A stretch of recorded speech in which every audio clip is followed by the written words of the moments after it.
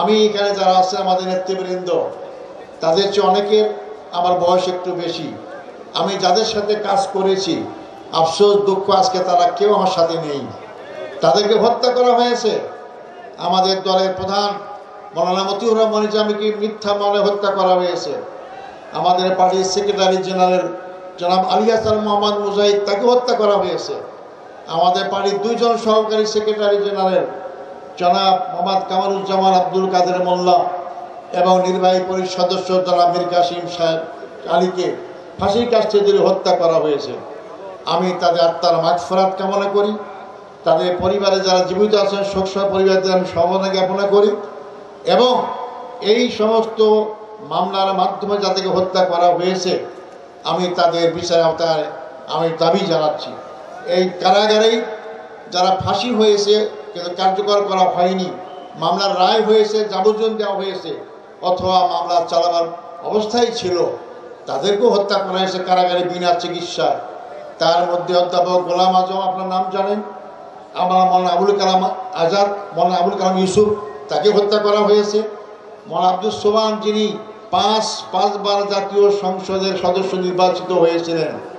যারা যুদ্ধ অপরাধ করে, যারা মানবতা বিরোধী অপরাধ করে, তারা কি জনগণের ভোটে নির্বাচিত হতে পারে?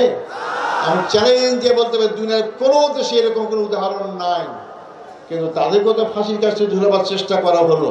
এটাই আজব এক বাংলাদেশ, আজব এক আমাদের ক্ষমতায় যারা ছিলেন তাদের চরিত্র।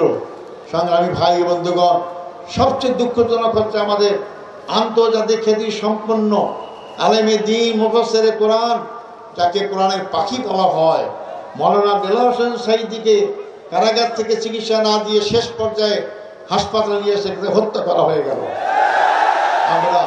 তাই আমি আজকে আপনাদের মাধ্যমে বর্তমান সরকারের কাছে দাবি জানাতে চাই, যারা এই মানবতা বিরোধী অপরাধে জড়িতকে হত্যা করা হয়েছে, হত্যার ষড়যন্ত্র করা হয়েছিল, এই বিচার প্রক্রিয়ার সাথে যারা যেখানে যেভাবেই জড়িত সবাইকে আইনের আওতায় নিয়ে এসে তাদের বিচার করতে হবে এবং যারা এই বিচারের সম্মুখীন হয়ে হত্যার সম্মুখীন হয়েছেন তাদের ক্ষতিপূরণ দান করতে হবে।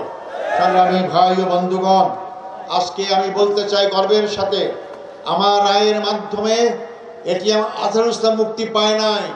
আমার রায়ের মাধ্যমে বাংলাদেশ জামাত ইসলামী দীর্ঘদিনের মিথ্যা অপবাদ থেকে মুক্তি পেয়েছে। সর্বোচ্চ আদালত রায় দিয়েছে, ন্যায়ভ্রষ্ট রায় দাঁড়াবো হয়েছে, আইনটাই বেআইনি। সেই আইনের মাধ্যমে যাদেরকে হত্যা করা হয়েছে, এই অপবাদ দেওয়া হয়েছে জামাত ইসলামীকে, তারা মানবাধিকার অপরাধ করেছে। আজকে